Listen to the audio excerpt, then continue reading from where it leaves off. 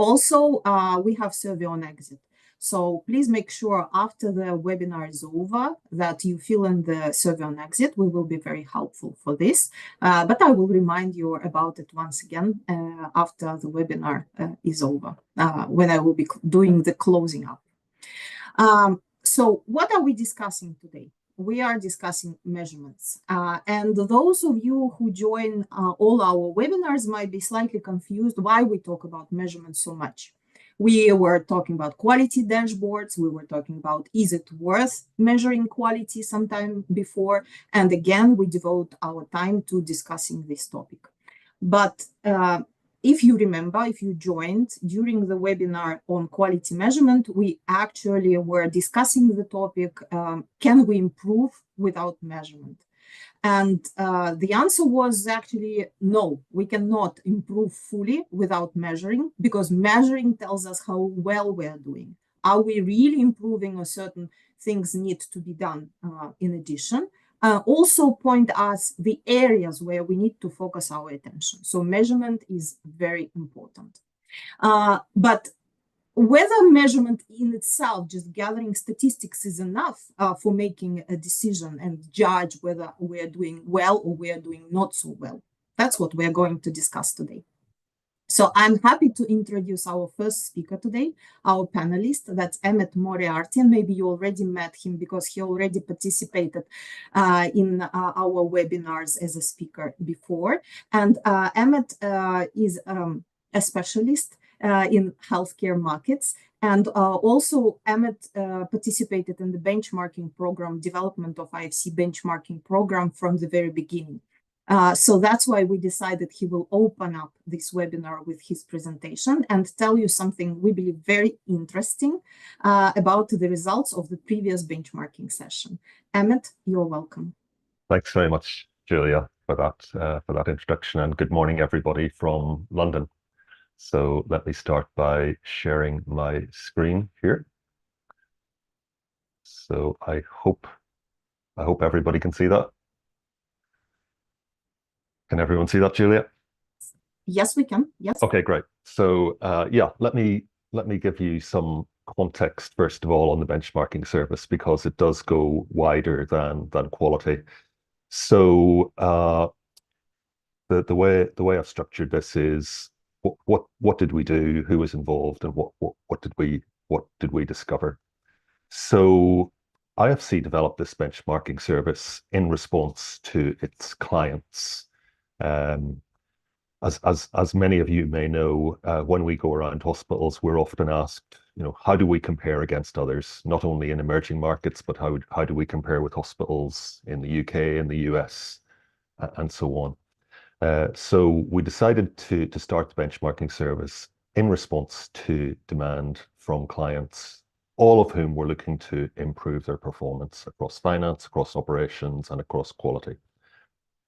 And to cut a very long story short, we spent a long time working on what would we compare, what metrics would we use, what would the definitions be, and so on. But that's a long story, and I'm not planning to go into that. But maybe just to give a quick summary of what indicators did we look at. We looked at indicators in 4 buckets.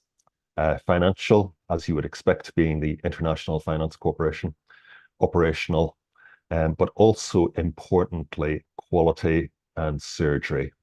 And by surgery, I mean day case or one day surgery. And we had about 20 metrics for each of these. Now, the reason I've got 25,000 data points there is that when we added up all of the data we collected across all the organizations involved, we had a very large database. And to give a flavor of who was involved, last year when we last ran this, we had 50 healthcare companies covering 162 entities, mostly hospitals, but also some outpatient companies in there from right across the world. So we're talking Latin America, Europe, Middle East, Asia, Africa, a very broad spread. ranged from very large companies, companies that are listed on stock exchanges and so on, down to, you know, quite small companies of maybe 50, 100 beds. So very, very broad cross section, all working in emerging markets. But like I say, we compared against high income countries as well. So a lot of data, a lot of analysis was thrown back at the companies that participated in this exercise. So I'm just going to give a flavor now of the kind of thing that we looked at. And this is just a very, very small summary, but I think it'll give you an idea. So here we have bed utilization, so the number of inpatient admissions per bed, and we can see here, and we saw this right across almost all benchmarks, very large variation in performance or in utilization. If we compare the lowest quartile and the highest quartile here, it's like four or five fold, some of which can be explained by case mix or maturity, but a lot is just different ways of doing things, different ways of practice. Similarly, for operating theatre utilization, this is the number of surgical cases per operating theatre, and many of you will know that some of this can, of course, be explained by case mix. You know, compare, say, ophthalmic theatre with a cardiac theatre.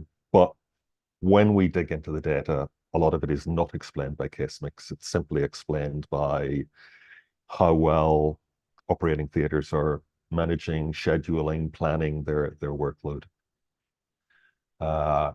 Dialysis sessions per machine here, again, quite a wide variation, not as wide as some other areas.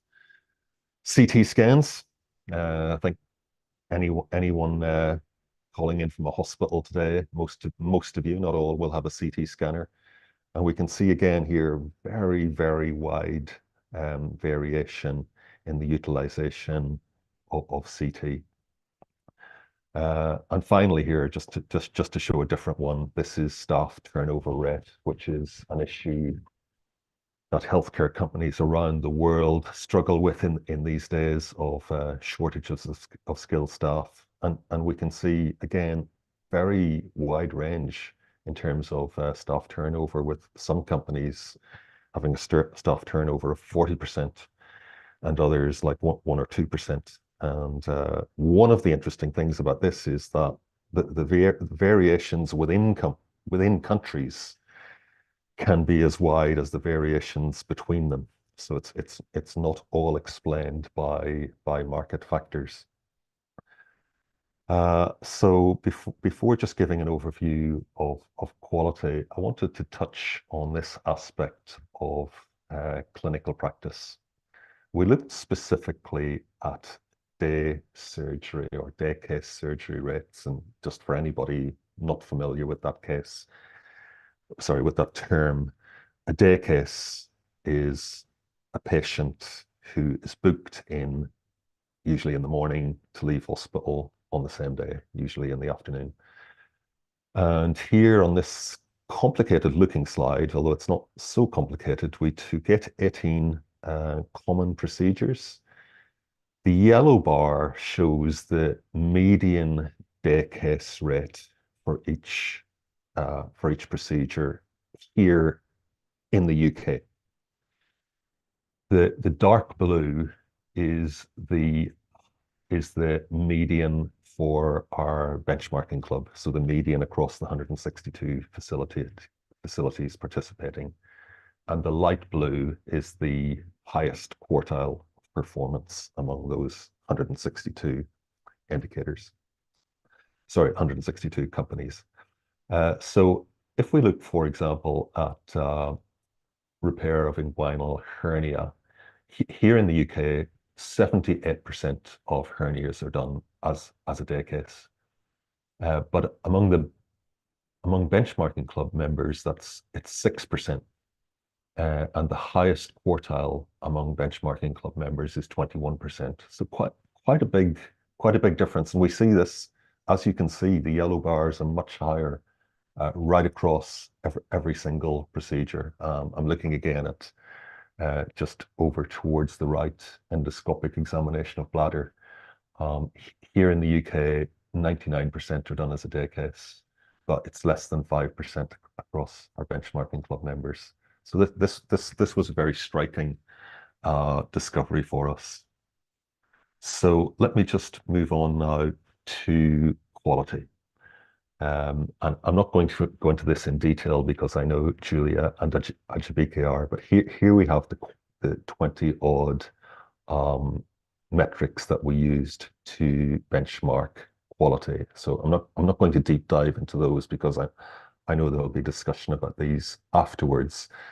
But I would like to just show you some of the results that we got. Now, before I talk to this slide, I'll just say that, you know, for many years of my life, I've been managing hospitals, and I've certainly looked around a lot of hospitals, and I've always been one of those people who said things like, quality is the most important part of our business, quality is our mission, quality is the heart of what we do.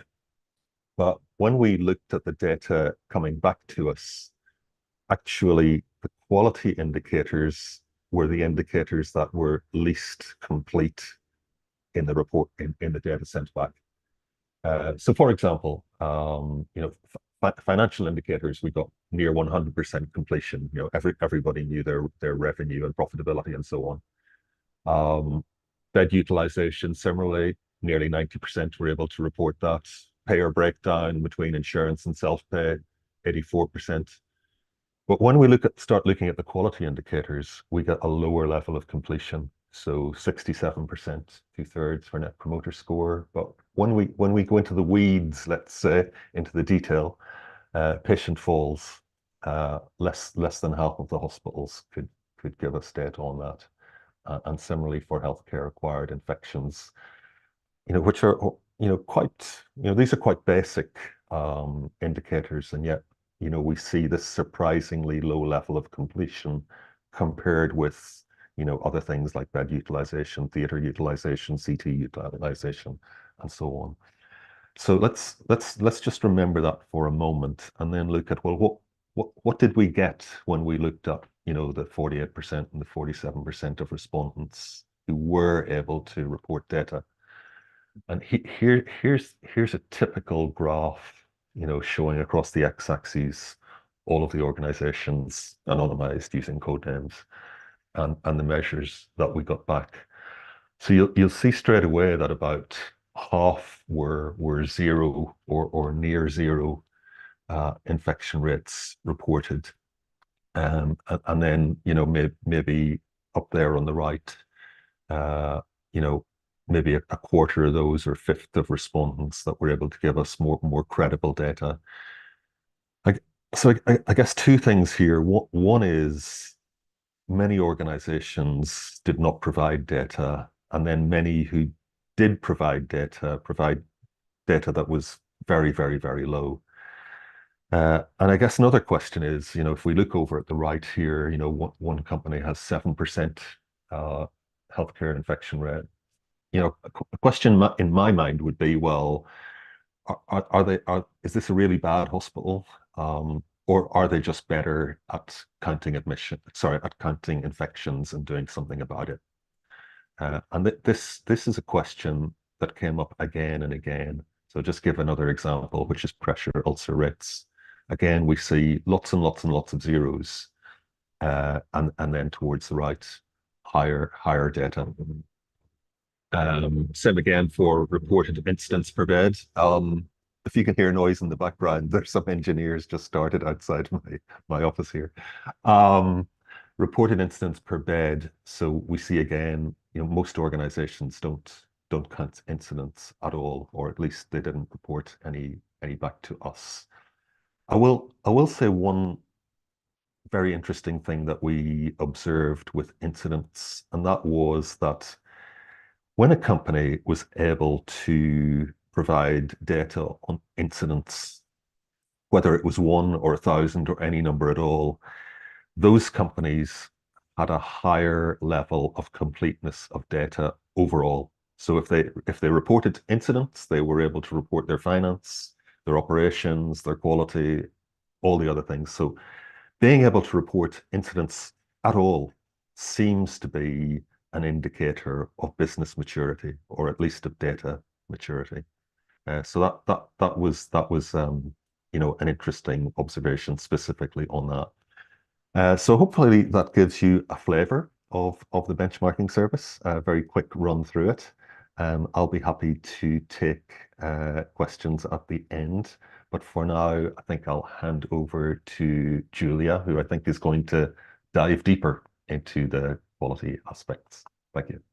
Thank you. Thank you very much, Emmet. That was very interesting overview. I would say eye-opening with all your 20 years of experience in emerging markets. You definitely have a great position. You are positioned perfectly for giving such overviews. And actually, that is the reason. So the quality data that we got as part of the benchmarking project was actually gave us an idea that such webinar as today we are having might be necessary to organize because I'm actually sharing my screen now as well so that I can do my part of the presenting. We noticed that because we didn't get enough data, we need to go once again through the how to measure, what we measure in healthcare facilities, so that we do two things with this one event. For those who just do not want to participate in benchmarking exercise with IFC, just to start measuring and get the flavor of it and understand how measurement helps improving patient safety and healthcare quality. And for those who maybe already measure or plan to measure, but still want to compare their results, to join next session of IFC benchmarking exercise, benchmarking session, next one. And we will be talking about it a little bit later today. Don't worry, if you have questions about how to join, we'll discuss that. So, the first question about measurement is always, is it enough that I learn that my hand hygiene, for instance, rate is usually when we come to the hospital, we ask, and the answer is, for instance, 50%. And usually there is a target, say 90%. And when I was preparing for this presentation, I discovered that, interestingly, WHO published the global compliance rate and also published the compliance rate globally is, by the way, 38%. And that's average. And in mature markets, it's around 60%. So I started to think hospitals that target to get 90% compliance with hand hygiene must be very brave and optimistic. But also, if you look at the difference between 90% and 50%, it looks like a long way to go. And sometimes it might be demotivating a little bit. Yeah, such a long journey. So the whole point of this explanation is just when you set yourself targets, try to be realistic and try to be optimistic, so that that it is motivating as long as you go along the journey. And the second point that I wanted to make, that's the importance of benchmarking. Like, for example, internally, you can set yourself a target of 90%, but is it achievable really? Well, of course it is, but it takes time and a lot of effort. But wouldn't you be interested to know how other hospitals are doing with their indicators? And that's what we are going to discuss today during the webinar. So first, let's a little bit revive what a medical facility can measure in general. So there are three types of indicators according to some classification. That's structure indicators, which relate to the structure, that's the environment and the staff. And they tell you as a medical facility whether you have enough nurses, enough doctors, whether you have enough space, etc., to satisfy specific needs of patients in your context. So it's a very good diagnostic instrument. And then there are process indicators. So process indicators assess the methods that well, it's in the name, yeah, process indicators. So they tell you information about the process, and the process can be the treatment, itself, so you can compare the treatment to the guidelines and other standards that apply, or it can be a supporting process, as I mentioned, for example, hand hygiene compliance and compliance rate for all other international patient safety goals. It's also a very useful instrument because it tells you which areas are not yet very good and require attention.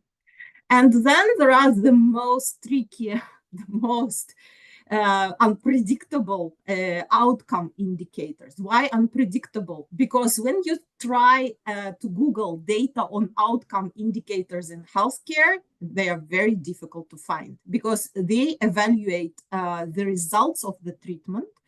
And ultimately, that's the whole goal of the whole exercise in healthcare, that the outcome, desired outcome with patient health is achieved. However, this is the most mysterious indicator because they are always underestimated, but we'll talk about it later. So just to illustrate with a specific example so that there is no confusion, because I noticed that even quality teams sometimes misinterpret whether it's a structure indicator, a process indicator, and what's the relationship. So if there is an antibiotic protocol and you assess the presence of the antibiotic protocol, that will be the structure indicator. Then how you administer antibiotics, whether it is compliant with the protocol or not compliant, that's the process indicator. And the outcome you measure, are there any surgical site infections or there are no surgical site infections? That's a little bit of theory.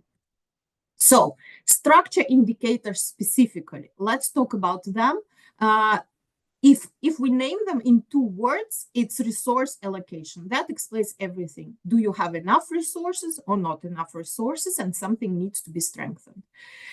So there are some global statistics which I put here. I don't want to read it for you because I'm sure you are able to do it yourself, but it explains why you need to measure, because the structure is super important. It's the basis for all quality improvements. First of all, you need to have enough structure, good facility, and enough staff. So example of structure indicators will be nurse to patient ratio.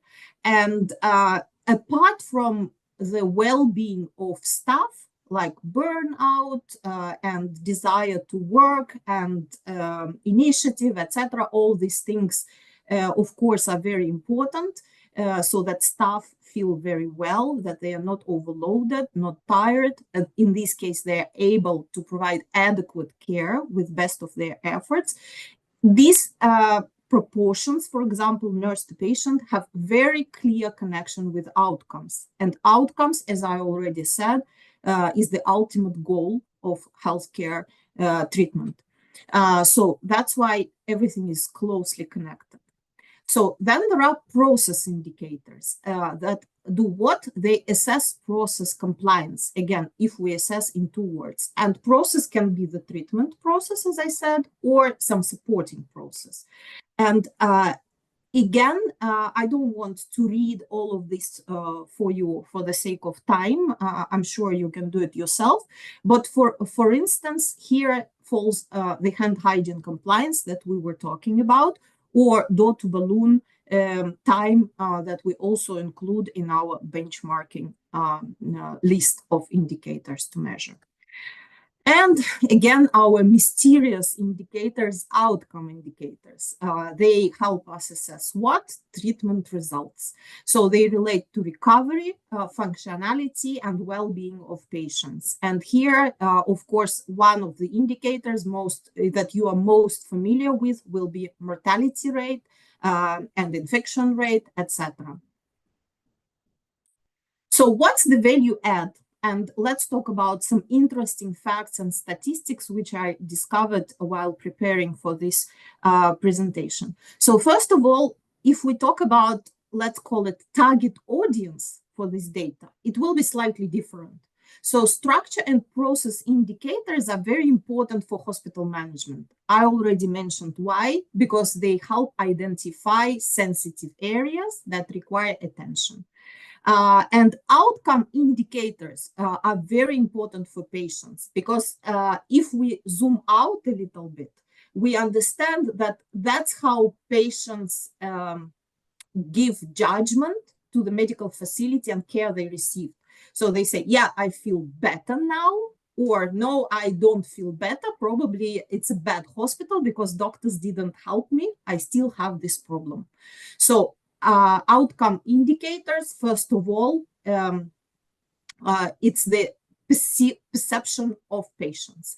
That's why there is such an indicator, such a parameter as patient-reported outcomes. Are they objective? Sometimes, yes, they are subjective. That's true. So sometimes there is clear evidence, like, for example, survival rate. Of course, it's very objective. Then infection rate with certain conditions also is very objective, yeah, so that there is improvement, etc. For instance, if it was septic condition and then infection is gone, so that this is all obviously also very objective, but some are subjective, yeah, how I feel as a patient, do I feel better or do I feel not better, this might be subjective, but still outcomes are very important. And probably even that's how patients recommend a hospital. If I feel better, I would be likely to recommend it to others. So this data is very important for the promotion of services of the hospital. So, however, interesting fact that outcome indicators are underestimated and underrepresented globally. As I said, if you Google certain outcome data, you will not find much to compare with. And there was a specific study in the 5 countries of mature markets, and you can see the countries listed, that all the hospitals, even in mature markets, mostly focus on structure and process indicators and not outcomes. Why is that?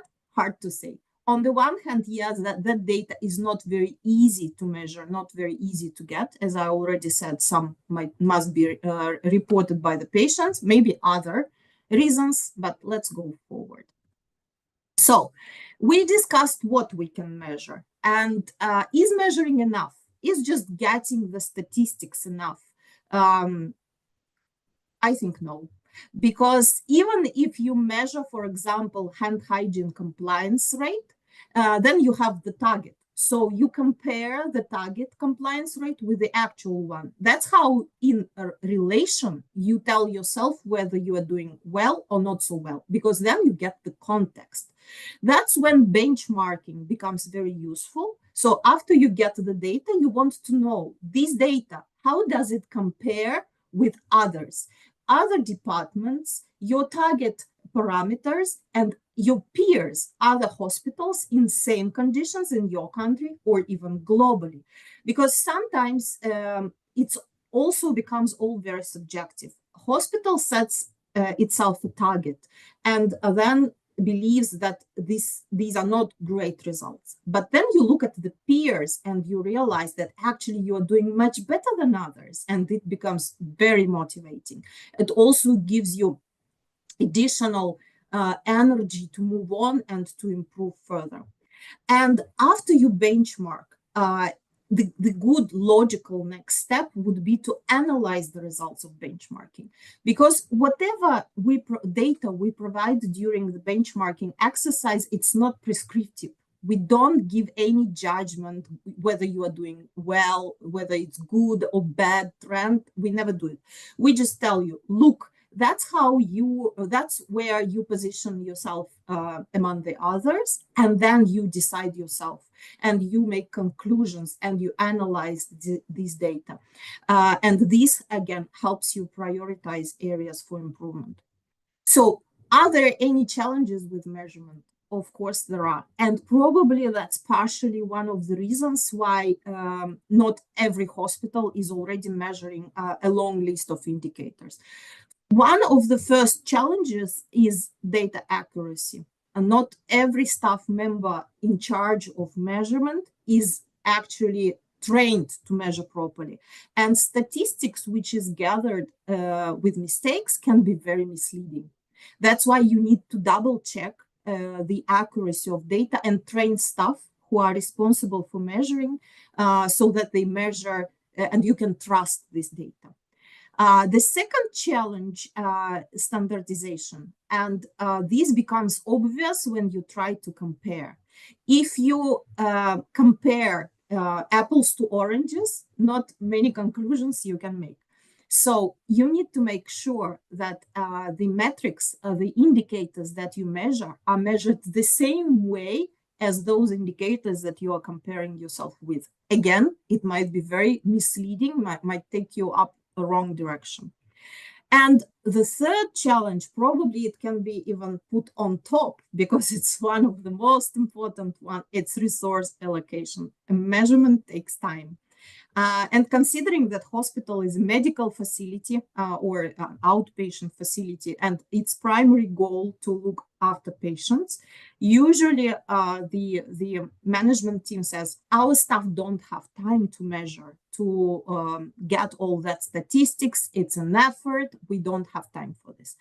But an answer to this challenge will be, let's look up to the previous slides and decide why we need to measure. And we believe, yeah, it is an effort, but it gives you such information, such view of the system, such zoom out, that it's definitely worth it. So that was general overview of what a medical facility can measure and what are the challenges. It's if you just want to do it as an exercise internally. But as I said, we are now preparing for benchmarking next session and what we measure in the IFC benchmarking quality section. So Emmett already covered part of it, but I wanted to go deeper into the groups of indicators and to explain common challenges, common gaps, and common misunderstanding generally, not even related just to benchmarking, but to measuring these indicators in general. So number one is mortality rate. And we include into benchmarking 3 types of mortality rate. Here they are listed. And again, let's look at global statistics. And here you can see that one of the parameters, that's the ICU mortality rate, it varies from 10 to almost 30%. And why it's good to know this? Because mortality is a very sensitive indicator. On the one hand, you cannot hide it like infection, of course, but at the same time, everyone is very uncomfortable making this data public. But the statistics, the purpose why I put the statistics here is to demonstrate that things happen. What is important to differentiate unexpected mortality rate with a predictable mortality rate? So there are certain diseases and patients with specific diseases go to ICU. Yeah, they are critical conditions often. It's one story. But maternal death, for example, is a totally different story. So mortality rate is an indicator that medical staff is talking about from college, from university. It's a part, they understand that they need to measure it. And also they understand that often they need to report it to the government levels in many countries. But still, there is uncomfort about in talking about it. And probably when facilities do not report this data, even like to our benchmarking club, is partially that they believe, or somebody will say, we are not great because we have so many deaths. But as I already said, we need to differentiate these parameters, and not always it's a sign of bad quality. And this attitude creates the culture of openness and transparency, which is very important for proper, adequate measuring, and we'll talk about it a little bit later. So the second group is a very important group, and also all medical staff learn about it yet in university and college. And again, this is an indicator that is often reported to the national authorities. That's infection indicators. And here are the list of 5 that we have here. And again, I listed some global statistics, again, just to demonstrate that things happen, infections happen. Infections happen not only in low and middle income countries, they also happen in mature markets like the US, for example. Here you can see statistics. And again, so that everyone feels a little bit more comfortable when talking about infections. Infections happen. The sign of quality is how you root cause the cases and how you analyze why it happened and what corrective actions you implement. So basically, how you react to an infection outbreak is a sign of maturity. And by the way, surgical site infection is the most common of hospital-acquired infections. Again, statistics here just to demonstrate, yes, that's part of hospital day-to-day reality. So what are the common challenges with reporting infections? I would say same as mortality. It's a sensitive indicator, often perceived somehow as a sign of, oh no, we're not doing so great. So often the challenge is basically not reporting at all or underreporting. So I used the word underreporting, but actually it's not reporting at all, but saying with pride, we have 0 infections. But let's remember the previous slide. Even in more mature markets where there are accreditations and multiple processes implemented, they still happen. So it's okay to admit that, and we shouldn't close our eyes and say, oh no, this will never happen to us. What is a possible solution here? I don't think you can train staff on how to measure it and what is an infection, what is considered, and how to. It doesn't work. Only they know it. Staff know all these things. The only possible solution is creating this culture of openness, saying, yes, things happen. It happened to us, but what can we do to prevent it in the future? Analyze properly without blaming, without putting shame on anyone, but saying, as a team together, let's sit down, analyze what we did, what didn't work out, and how we can prevent it in the future. So next group of indicators in the quality section of benchmarking, we call them preventable harm indicators. So that's when the patient gets into a hospital, we don't expect, the patient doesn't expect to get worse. The patient expects only to get better. And of course, the patient doesn't expect any additional problems to arise. What additional problems can be? For example, like ulcers, pressure ulcers, or falls and harm resulted from falls, and lots of other things that can deteriorate the patient's condition instead of improving it. So again, statistics on the left demonstrates that readmissions, which often are perceived again as an example of not very good quality. Yeah, so a patient was discharged, but then he came back. Obviously, he was not treated properly, but readmissions happen even in mature markets. Just because healthcare it's not mathematics. It can't be guaranteed. It can't be predicted. Yeah, human body is not so predictable as we want it to be. However, one common challenge we have with all the indicators, and by the way, here I wanted to explain that falls and pressure ulcers also can be considered as incidents. So these indicators, they are all interrelated. Again, same problem with all of these is underreporting. And specifically with incidents, we observe a very interesting trend with medical facilities that they misunderstand the purpose of this exercise. Sometimes they don't understand the clear definition of an incident.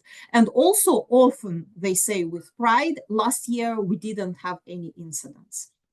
So question, is it possible to live a whole year in a medical facility without an incident? With proper incident management system, no, it's not possible.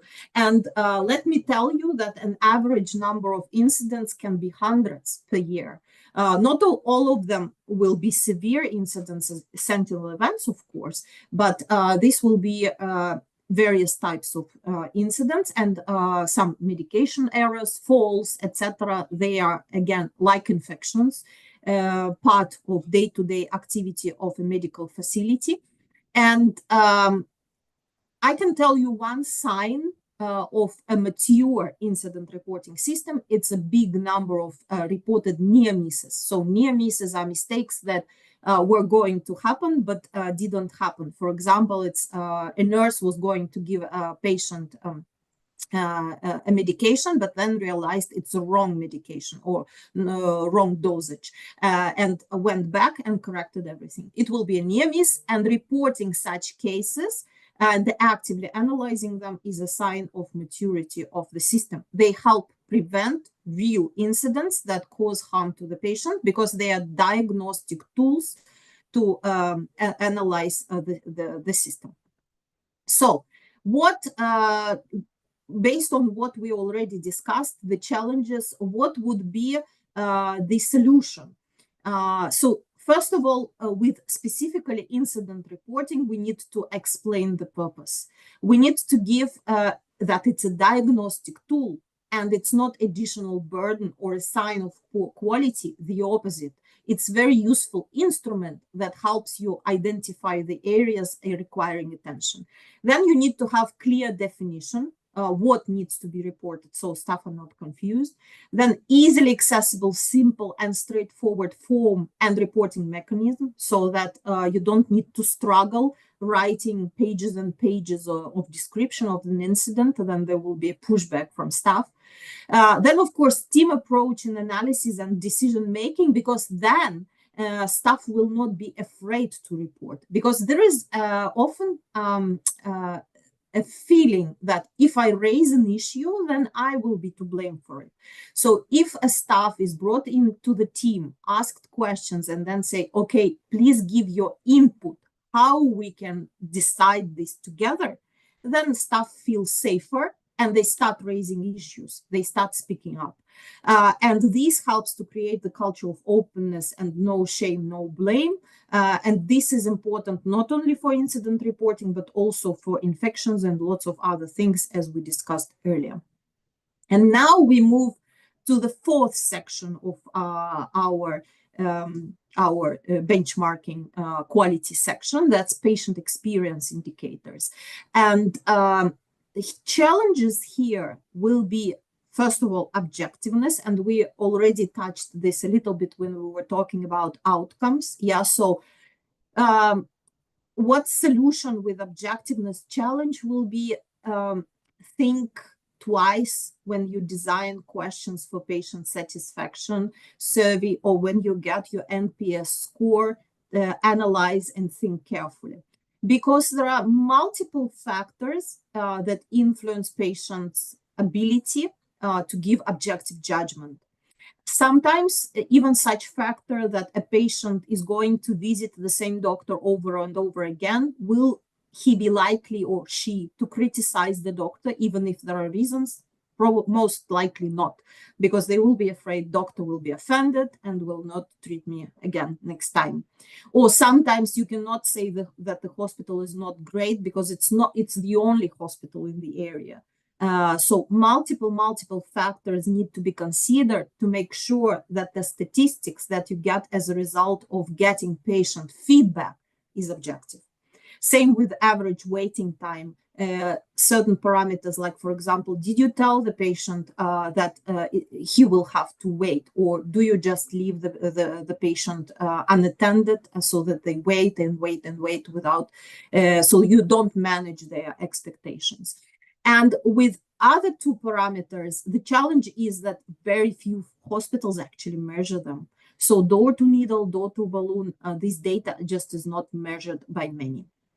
So This was just a brief overview. Of course, this measurement topic can be discussed very long time. However, we already discussed that the outcomes is a very challenging area, and it has to be it has to come to light globally. And we are happy to say that during the next session of our benchmarking exercise, we are expanding the indicators that we are measuring and comparing, asking hospitals to measure, for correction. We are expanding into the area of measuring outcomes, specifically measuring maternity outcomes.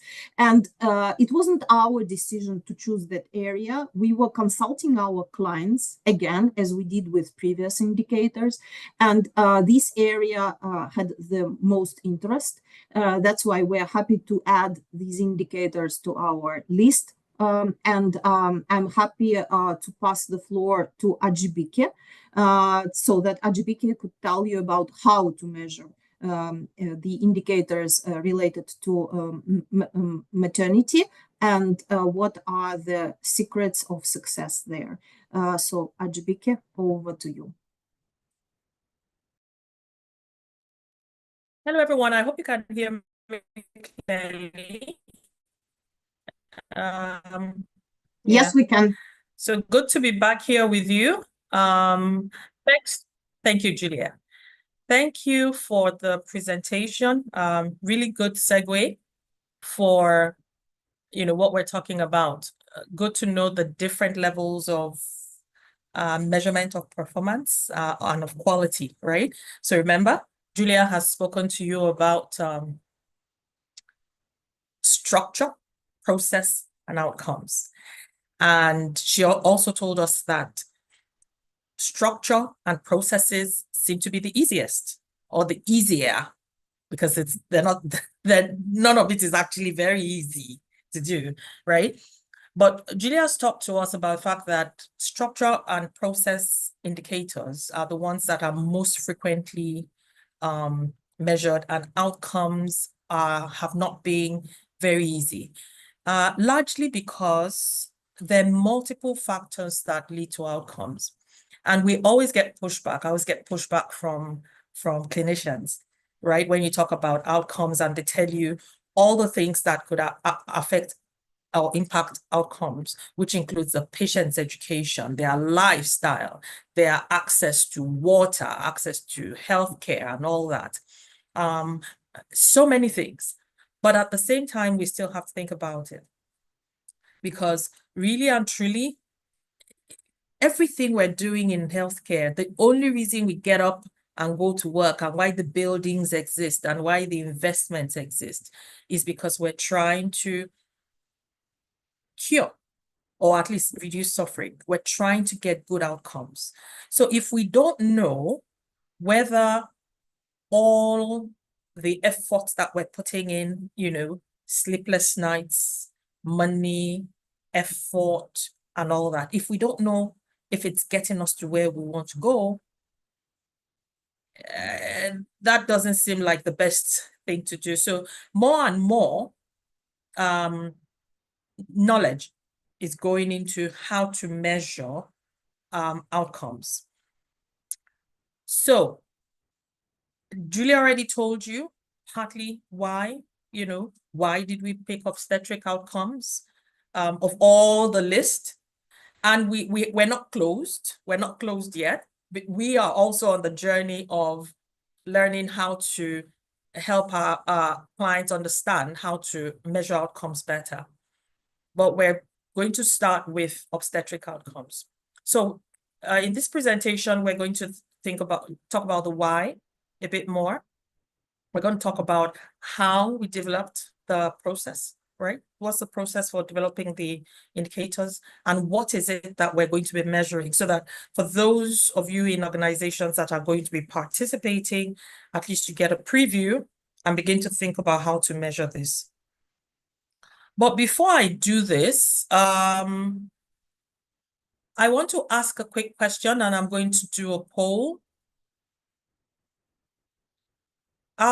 Is any of you, or are you measuring maternity indicators in your organizations? So I need to launch the poll now.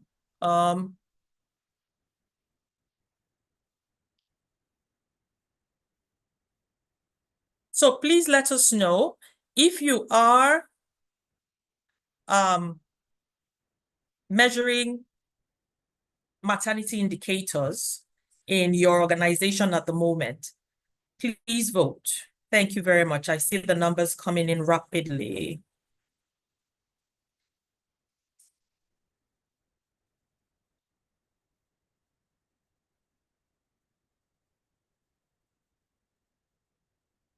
Thank you. I'll keep it open just a little bit more because the numbers are coming in very rapidly. Yeah, over half the people have voted now.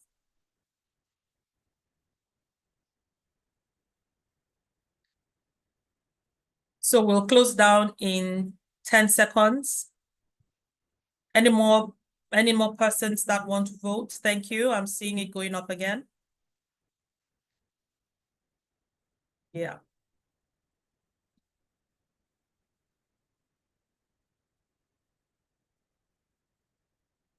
Okay. Oh, wow.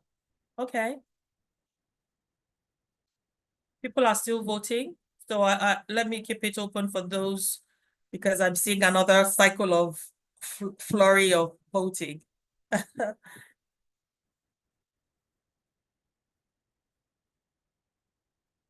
All right, so it's going to close in 10, 9, 8, 7, 6, 5, 4, 3, 2, 1, take off. All right, so I'm going to end this and I'm going to share the results. Thank you so much to, can everybody see the results of the poll? I can see. Thank you, thank you. As we can see, 68% of attendees say they're already collecting data, and that's very encouraging for us, because that means it's not, we're hoping that, well, the attendees kind of represent the organizations that would be involved in the benchmarking. So clearly, we hope that we're not putting on additional burdens on those who are working, because that's not that's not our intent, to make life more difficult. It's to shed light, not heat, right? So good. Next slide. So why outcomes indicators? Again, we've talked about that. We need to know that all the structure that's been put in place, all the effort that's been put in place to put structures in terms of infrastructure, equipment, policies, procedures, staff, and all that all that effort, plus putting in place streamlined processes, standardized processes, forever improving those processes, we're really hoping that they're getting us to the ultimate goal, which is the good outcomes, or the best possible outcomes for patients. We know it's not always possible to cure, but there's usually a best possible outcome. And we're hoping that all that work and energy and effort and finance that's going in will get us there. So why obstetric outcomes? We had spoken to stakeholders, like Julia told you, and we realized that obstetric outcomes will probably be the most familiar to most organizations. Most hospitals do some bit of obstetrics in one form or the other. Whether even as an outpatient, you would see obstetric patients and refer them to hospital for delivery. If you are an hospital, except you're super specialized, like an eye hospital or an orthopedic hospital, you know, you're super specialized, most hospitals will do some bits of obstetrics. So this is not unfamiliar, and it doesn't matter whether it's a primary, secondary, tertiary level, most hospitals are doing obstetrics. So we thought this is familiar and will be easier for people to engage with at the beginning. It's also high volume in most cases, right? Most hospitals, you know, you could do one orthopedic surgery, but you will likely have 5, 6 or more, 10, 20 deliveries in a month. So it will be easier to collect data that would be meaningful, that will be easy for you to analyze at the end of the day. And I also know, because I'm an obstetrician myself, that most obstetric units have a log book. You know, we have a log where you already putting a lot of the data we're going to be asking you for. That is a huge log, often looks similar to what you have in operating theaters, where you're already putting in a lot of the things that we're going to give you for, ask you for, include, you know, numbers of deliveries. You're already looking at whether it's surgical delivery, assisted delivery, and all that. Most organizations are already doing that. So we're starting out with a low-hanging fruit and hoping that it would be easy for you to do this. Now, don't forget that, you know, we're still in the pilot phase, right? We're still in the pilot phase. So how did we do this? To develop the indicators, there was, you know, deep desktop research, looked at indicators that are being measured around the world in many places and tried to widen the jurisdiction as much as possible, right? From, you know, Africa, Europe, Asia, try to look at what's been measured across the world and put that together. So some of that is being measured by accreditation bodies. Some it's national. Some it's the professional organizations, the colleges of obstetricians and gynecologists. You know, some is ministries that are already that have mandated some of this data. So looked widely at what is currently available. Then we kind of put it together, looked at what's common even amongst that group. So you would see a wide variation in the kind of data that organizations are collecting, that national bodies are requiring of their hospitals, a wide variation. So what we tried to do was to look at what are the most common ones that are being collected, and I will show you those. Then we took this, put this together and set to some of our stakeholders, those who've already been participating in benchmarking before, to say, are you collecting this, or would you find it useful if we get to do benchmarking on this? And from most of the respondents, we got a positive, right? And that's why we felt empowered, you know, energized to go forward. So right now, we are in the phase where we're going to pilot it. You know, we're going to try and we're going to see what's going to happen when we ask for the data. And based on that, we will incorporate the feedback we get, you know, after the pilot, refine it, make it better. We hope we don't have to jettison it, but if we do have to, we would listen to our clients. But, you know, we're going to refine it, make sure it's better, and it actually helps the organizations review their practices and get better. And then, of course, we'll finalize the data. So what are the key maternity outcomes that we're going to be measuring? I'm sure most of you can tell me, especially if you're working in quality, you can tell me your cesarean section rates of head. Oh, you know, even if it's a range. But we're going to be looking at primary cesarean section rates, induction of labor rates, maternal mortality, unplanned maternal readmissions. You can see that there's a link, you know, with what Julia was already talking to you about. Complications in term neonates, APGAR score, perineal tears, maternal blood transfusion, and complications resulting from cesarean sections. So I'm going to go through a few of the indicators so that you understand what that structure is going to look like. I won't do all. because it won't help you. And when those indicators come for the benchmarking, then you'll be able to do that. So what we've done is for every indicator, we've defined it so that you have a clear idea. You have clear knowledge of what we're talking about.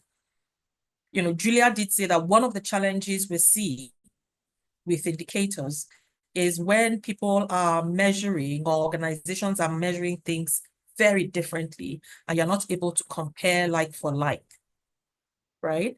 You can't do oranges and bananas. You can't do that, right? So clear definition of the indicator, clear definition of what you will be measuring. So the numerator and the denominator. Very clear statements that would help you know what to collect. And in some cases, there are exclusions, right? What should you leave out? Because it may not make sense to include everything, and we don't want confusion. So for the primary cesarean section rate, it's defined as nulliparous women, meaning never delivered, with a single term. Again, term, we define term, you will see in the exclusions. Term baby, head first, so inverted, who has a cesarean section rate. I guess I should say this is whether it's elective or emergency, right? Any woman never delivered before, baby head first, head down, and she's at term, because we know that there are complications. If it's a preterm baby, that may not work, right? That's a totally different indicator. So what would be your numerator? What's the number on top? So it's going to be a number divided by a number, right? So what will be on top will be the number of cesarean sections that are done for women, nulliparous women, baby head first, head down, at 37 weeks or more. And you will see in the exclusion, we've defined what that 37 weeks or more is. One of the things that used to cause confusion for us was, so should I count the dates 37, or is it 37 plus 1, or is it? So to make it clear, 36 plus 6 is out. The day it hits 37, when the estimated gestational age hits 37 is what you count. Anything from that day on is what you count, okay? And it would also be the total numbers of deliveries of women who are greater at 37 weeks or more, but with the same characteristics: pregnancy, nulliparous, head first, no complications, okay? So that will be this primary cesarean section rate. We're going to be looking at induction of labor as well, right? Number of women who are at term, single baby, head first, who are induced at term, okay? And it will be the number of women meeting that criteria over the total number of deliveries. So we want to know what's your induction rate. We're going to be looking at maternal mortality. This one, I'm sure most all hospitals, in fact, I dare say all hospitals that are doing obstetric practice are measuring this already. But we're going to be looking at deaths aggravated by the pregnancy or its management. And we do have some exclusion criteria here, which is death due to accidental or incidental causes during the pregnancy. Okay. Unplanned maternal readmissions will be women who give birth, are sent home, and need to come back. Just like Julia said, when you go home, it's because we think everything is fine. If you have to come back as an unplanned admission, then something didn't go just right. And we want to be able to check what that is. That is not to say it's always, so please remember, this is not a fault. This is not a judgment. We're not judging. We're just saying, think about what's going on. and how can this be better? Third-degree perineal tears. Again, women who suffer third or fourth-degree perineal tears during vaginal birth. And we have defined it very clearly so that there will be no ambiguity about how do we define what degree the perineal tears will be. We want to look at maternal blood transfusion rates. Okay, so that would be the numbers, the percentage of women who have to receive a transfusion during the episode of care, of delivery, right, of the birth. We will be looking at post-cesarean surgical site infections or post-cesarean infections, which would include not just the surgical site, because sometimes the surgical site seems okay, and then there's endometritis, right? So you would include endometritis, urinary tract infections, post-cesarean sections, and the surgical site infections. And that's why it's been defined here, so that it's clear. Then we were looking at post-cesarean section anesthesia complications. It's highly unlikely anyone will do cesarean sections without anesthesia. So your incidence of anesthesia will probably be it will be as high as your cesarean section rate. But I think it would be good for us to understand the kind of complications that occur during anesthesia so that we know how safe it is and what you can do to make it better and make sure the women have a better experience. So we're looking at anesthesia-related complications such as spinal headaches, anesthesia-related pulmonary complications, DVT. Okay. Then we'll be looking at the babies, you know, APGAR score. I'm sure every child that's born has a recorded an APGAR score recorded. So again, that data is already there for you. It's to go pull the data out. And we're looking at APGAR scores less than 7 at 5 minutes.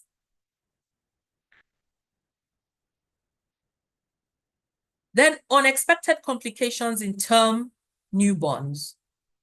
Most term newborns should come out healthy and strong, most. And we're looking at unexpected complications. So there might be some that are expected because even though the baby's term, maybe there are congenital anomalies are not, and other issues that may occur. So the exclusions will be multifetal pregnancies. We know those are more likely to have complications. Low birth weight. We know those are, even if at term you have low birth weight, that's likely to come up with complications, congenital anomalies. All right. And so we've defined, because we're looking at moderate and severe complications. And for the data, what is considered moderate or severe complication is already included. So it will be easy for you to pick your data. Okay. So that would be it for now. I hand over back to Julia so that we can go through the Q&A session. Thank you very much. Thank you. Thank you very much, Ajibike. Personally, I'm very inspired to hear about these new opportunities and moving into the area of outcomes, because we already discussed that not many data can be found globally. Yes, there are specific entities that do benchmarking for certain outcomes, disease specific, but they charge a lot of money for this. But on a large scale, I believe it's so interesting to compare your results to the results of others doing the same thing. It helps you zoom out and really give objective view on how practices are doing. Because I already said, you might set up yourself internal targets and think that maybe you're not doing so great, but then you compare yourself to others and then you are inspired to do more. That's the value of it. Just think about it. It's very very useful. So now we move to our question and answer session. And my first question to our experts will be actually to Emmett Moriarty, again, as a person who participated in the development of the benchmarking program in IFC. So if someone among our participants today decides to participate in the next session, what would be the first steps and what recommendation you can give? So how to do it and any tips, advice? Okay, thanks very much, Julia. Yeah, good question. So we would love to have more participants in our benchmarking service. We run it every 2 years now, and we will be starting the next round in March, April. So anyone on this call, it's a very good time because we're just going to kick off next month and April. So you don't have to wait two years. Now, what I would advise if you are going to join is that you do liaise with the CEO or the CFO or finance director's office, because a lot of the data is also financial. I know this webinar is on quality only, but I would advise to do that because a lot of data is financial. So please do liaise with your finance director on that, and then just contact one of the team. Actually, Yulia Afrakova, who I think you got the email from, is the key person. So if you email Yulia, say we'd like to sign up for the benchmarking club coming up, we'll add you to the list. Maybe a couple of things that people might be wondering. I know a lot of people on this call are already members, but if you're not, a couple of things you might be wondering. One is there a cost? It is free. It is free to join for now. So this is a good year to join.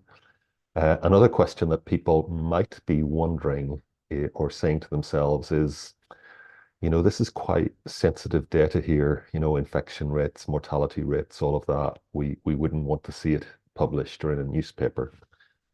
So I think it's important just that, anyone new to the club knows that all data is totally anonymized. So when we report it back, a code name is given. There is absolutely no way to trace it back to the hospital or to the company. And we've surveyed all members of the benchmarking club, and they've all been very satisfied with the level of anonymity. In fact, it's not even shared within IFC. It's only within the benchmarking team. It's kept on a separate server. It's very anonymous. We do recognize that it is that a lot of it is sensitive, and that includes the financial data as well as the quality data. So that's a very long answer, Julia. That's what I would advise anyone interested in joining. Yeah, but thank you very much for giving all these details, because I can tell that the level of details about the indicator measurement, like for example that Ajbike provided, is very useful, but also all the indicators list that I mentioned could be overwhelming. Yeah, and again, remembering the level of effort we already discussed, yes, it is quite a bit of effort, but it's definitely worth it because it's a unique opportunity. And specifically, as I said, measuring outcomes is a breakthrough, really, yeah, to get access to such data and compare such data. We receive lots of questions about actually access to the materials that from the previous benchmarking session. So I wanted to clarify this specific point, that we can share selected data points or selected conclusions like we did today, and we do during the webinars. So that's a motivation to join our webinars. And also in our community of practice, we plan also to post some interesting facts about it and some data. So if you're not yet a member of our community of practice, I kindly ask my colleague Maria, who is also on this webinar, to join the link in the chat. Please join, and we will be publishing certain materials on benchmarking there. If you are a member, you get a very detailed data collection, you get access to it, and of course, it's much more informative. But to become a member, you need to be able to measure and provide data yourself. So that then it becomes useful. This exercise becomes useful for you. So can we also, on a general thing, as I said, we received lots of specific how-to questions, and we'll cover them in the remaining 15 minutes. But can we also touch base on the value of these benchmarking exercise internally, externally? How does it help the facility? Would be good to know, Ahmed, with your experience as a member of the board, what's the value of it? And from the point of view of Ajibike, yeah, as you said, you're also a doctor. So what a doctor gets participating in such exercise if the hospital participates? Thank you. Sure, yeah. Shall I go first? So yeah, I guess I'm both gamekeeper and poacher on this in that I've been part of the benchmarking team, but I'm also a director of some companies which have been part of the benchmarking club. I can say for the companies I've been involved with, we got a lot of value out of the benchmarking. You get a certain visibility from management reports and a good visibility actually in the case of the companies I'm involved in. But what you're never quite aware of is how you compare with others. In terms of the productivity of our operating theaters or our lengths of stay or quality indicators and so on. So instead of just getting our monthly report, we were able to see how we compare against lots of other healthcare providers all around the world, and it shone a light on that, and also shone a light on where our internal reporting and our own data wasn't so good and where we could improve. So we in the companies I'm involved in, as a board, and I think I can speak for the whole board, not just for myself. We find it very, very useful. I might say as well that I'm going back to my role as as an advisor to IFC now. We did actually reach out to all of the companies that participated in the benchmarking, and the feedback was generally very positive. But one of the key questions we asked was, did you make a meaningful change as a result of the benchmarking? Because we don't want this to be a paper exercise. We don't want people just to fill in a load of indicators and get a report and say that, oh, that's very interesting. We want people to use it to make a meaningful improvement. And 85% of the companies that we surveyed, and we surveyed almost all 50, said that they had made a meaningful change, and they were able to describe what they had done. So that I think that's an important part of this, that it's not a theoretical exercise. It's aimed at practical improvements. Thank you very much, Ajibike. And yes, so as a healthcare professionals generally pride themselves in doing the best that they can do, right? Generally, you get up in the morning, you're going to work, and you're going there to do your possible best. And oftentimes we actually think we're doing our best. But how do we truly know?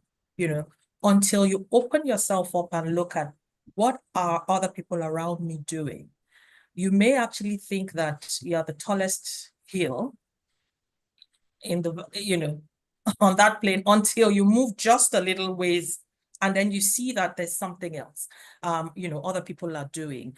And what we hope it will do, or what it's done for me in the past, is to get me thinking, what are these guys doing that I'm not doing? What good things are they doing that I can learn from? And, for mistakes, or for where it's low, what am I not doing so well?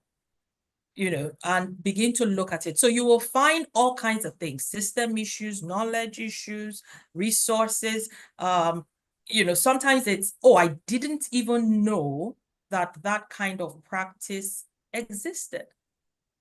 I didn't know that could be done so easily, until you learn, until you see that you're not doing so well, and then you interrogate and learn. So bottom line is, I think for healthcare professionals, it's great to benchmark yourself so that you can be pushed to do better.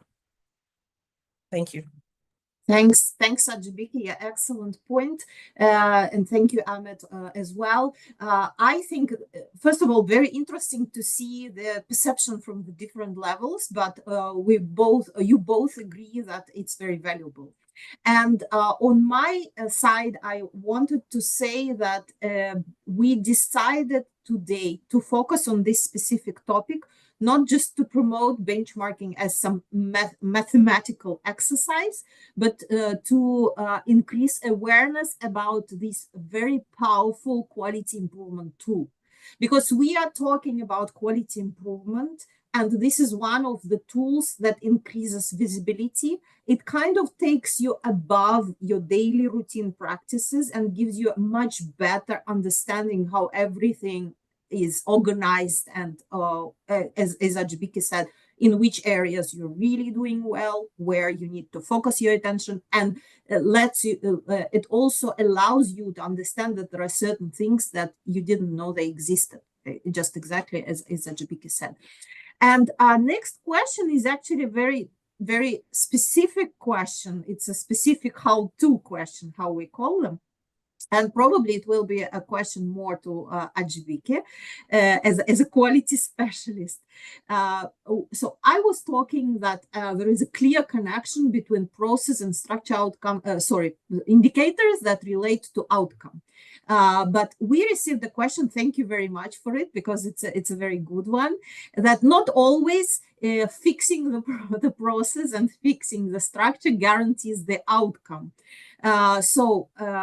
Let's reflect on this, or what it can be a sign of, and how actually we can ensure that our activities lead to better outcomes in patient care. So how can we improve it? And Amit, you're welcome to comment on this as well.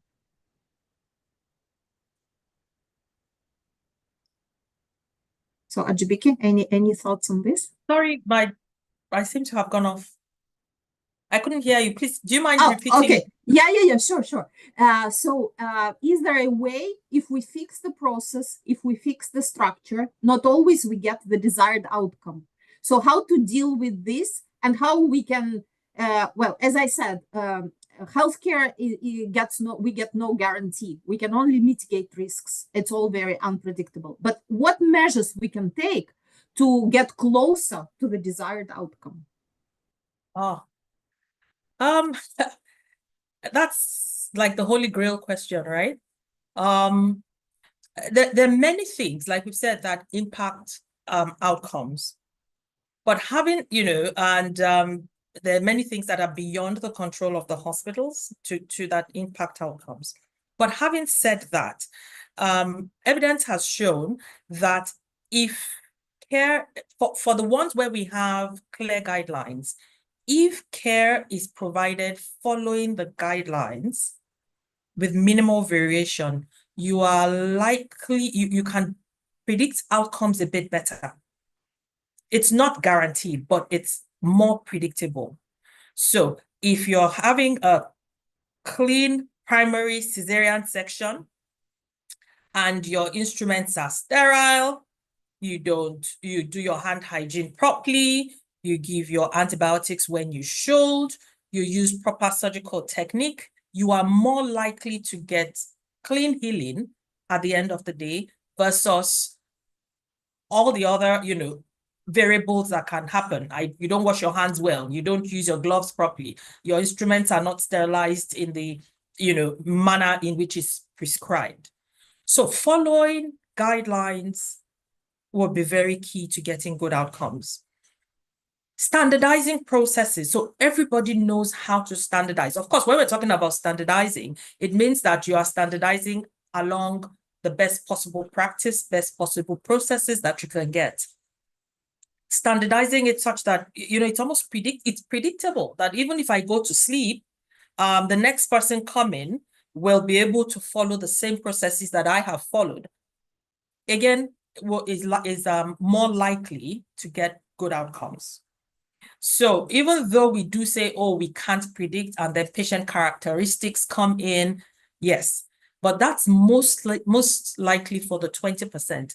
In 80% of the cases, if you follow the right guidelines, then you're likely to get the desired outcomes. I don't know if you have anything to say about that. Amit, anything from you? Sure. Yeah, sure. So maybe I'll come from a different perspective because unlike most people on the call, I come from an operational management perspective rather than a quality perspective. But I do chair the quality committees of some of the companies I'm a director of. You know, every company is at a different stage on the curve on this. You know, I think that's common sense. You know, some are very far advanced and JCI accreditation and all the rest of it. Others are early on the curve.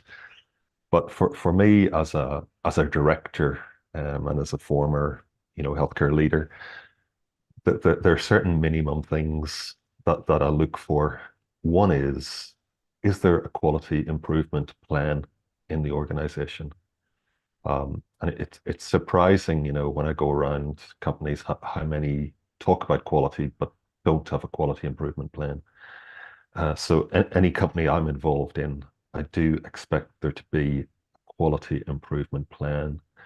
And I expect to see in that quality improvement plan what will be the biggest change 12 months ahead compared with where we are now. That would always be a challenge I put. Secondly, you know, do we have a clinical governance or quality governance structure? Who's in charge of quality? Is that clear? And what is the committee structure, you know, below that? What indicators are we looking at? And we discussed some of those earlier, and Achibike gave a very interesting presentation on that as well. And I guess on the indicators, there's one that I'm a little bit of an evangelist on, and that is incident reporting. You know, like I'm still of the view, and it might be a very simplistic view, but if an organization is not recording incidents, it doesn't really have visibility over what's going on and where the problems are. You know, Julia, you talked about near misses, but there are lots of other things apart from near misses, you know, that I could describe. You know, every organization that I'm involved in, I do want there to be an incident reporting system. I do want to see evidence of that. I do want to know what the incidents are, and I want to know what's happening about them. And I think when you have those things in place, you know, you'll be on a journey to good quality. You know, is it foolproof? No, of course. You know, here in the UK, one in 10 people who goes into hospital has something go wrong with them unrelated to what they went in with. But I do think with those building blocks, you know, you can definitely go on a journey towards you know, good quality and international standard healthcare. Thank you, Amit. I'm specifically grateful for you stressing the importance of quality improvement plan. I mean, as a quality specialist, yeah, and stressing the value of incident reporting system. Yeah, that's really the key pillars to build the safer environment for everyone in the hospital. I just wanted to add my 2 cents to the discussion on the outcomes, yeah, how we can make outcomes better, even if we fix process and we fix structure. I think I just zoom out a little bit, step back, and wanted to mention a specific element, one of the key elements of healthcare system, that's the patient and the role of the patient. Just globally, the world is changing these days. Like, for example, in the 50s, in the 40s, a doctor was a kind of king, giving the medication to the patient just opening the mouth, not asking what type of medication, etc. But hospitalizations were also longer. So when patients was going home, patients didn't have much responsibility really, because it was the responsibility of the hospital. Now, with shorter duration of the stay, more responsibility, more decision making becomes the role of the patient. So we need to educate patients, to involve them into the treatment process. And this is a relatively new trend, and not all facilities are yet implementing it successfully, but it definitely has impact on the outcomes.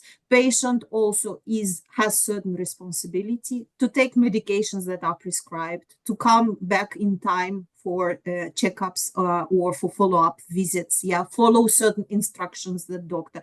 And also, even when we use the, say, example, consent forms, there are alternatives of non-treatment. We explain that to the patient, and the patient agrees to that. So patients, we need to help patient make motivated decision about the next steps in the treatment, and also include them into the treatment process as a very powerful, very important element. We cannot just say, oh, okay, I give you this pill. The patient says, which pill? You don't need to know. These times are gone. So patients need to know that they cannot outsource their health, just to put it in one sentence. And when we talk about outcomes, I think it has very serious impact on outcomes, just changing the role and responsibilities of the patient. So I think we are running out of time. We have lots of questions on specific measurements, on specific improvement projects, and how to use measurement and benchmarking results for improvement. Thank you very much. We see all these questions. And I think the best will be we address this in our community of practice. Please join in the series of posts about benchmarking results, and also recommendations on how to work with these results. In our survey on exit, after we finish this webinar now, you receive a survey on exit. There will be a question. Do you want to join the next session for benchmarking? If you do want, please fill it in. Please share your details so that we could contact you. Emmet also described how to express your desire to participate if you want to send us an email. Thank you very much for your attention today. Thanks a lot for joining, and we hope that you found it useful and look forward to seeing you during our next webinars. Thank you very much to our wonderful panelists today, to Ajibiki, to Emmet. Thanks a lot for sharing your knowledge and expertise. So see you next time, and bye-bye. Thank you very much. Thanks very much. Have a great day, everybody, and thanks for the questions. Bye. Bye-bye. Bye, everyone. Bye.